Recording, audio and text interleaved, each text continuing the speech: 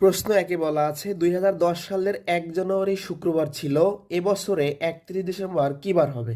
মনে রাখবেন, বছরের প্রথম দিন যে বার হয় শেষ দিনই একই বার হয়। এক্ষেত্রে বছরটা যদি লিপ ইয়ার হয় তাহলে একদিন যোগ করতে হয়। তো আমাদের লিপ ইয়ার কিনা বছরটা চেক করতে হবে। একটা বছর লিপ ইয়ার কিনা চেক করার নিয়ম হচ্ছে, শেষ দুটো ডিজিট যদি 4 দ্বারা বিভাজ্য হয় তাহলে লিপ ইয়ার হবে, আর 4 দ্বারা বিভাজ্য হলে লিপ ইয়ার হবে না। 10 কি 4 দ্বারা বিভাজ্য না, তাহলে 2010 সাল লিপ ইয়ার ছিল না। তাহলে প্রথম দিন যেহেতু শুক্রবার ছিল, 31 ডিসেম্বর শেষ দিন মানে শুক্রবারই হবে। অ্যান্সার হবে শুক্রবার। প্রশ্ন দিয়ে বলা আছে 2009 সালের 1 জানুয়ারি বৃহস্পতিবার ছিল। সে বছর 31 ডিসেম্বর কী বার হবে? তাহলে 2009 লিপ ইয়ার কিনা চেক করব। এই যে 9কে কি আমরা 4 দ্বারা ভাগ করতে পারি? পারি না।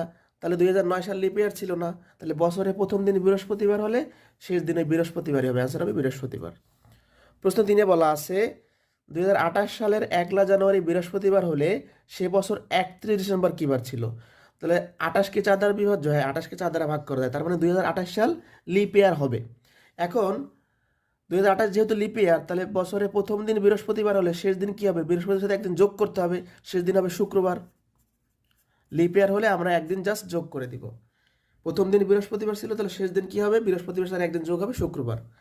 প্রশ্ন 4-এ বলা আছে 2094 সালের 31 ডিসেম্বর বৃহস্পতিবার হলে 95 সালের একই দিন কী বার হবে? তাহলে খেয়াল করেন, 1994 সালের 31 ডিসেম্বর যদি বৃহস্পতিবার হয়, তাহলে 1995 সালের 1 জানুয়ারি মানে প্রথম দিন কী হবে? শুক্রবার হবে, মাস্ট বি। এখন তাহলে 1995 সালের প্রথম দিন শুক্রবার আমরা পাইলাম। এখন 95 লিপ ইয়ার কিনা? লিপ ইয়ার না, 1995 লিপ ইয়ার ছিল না। তাহলে কি হবে?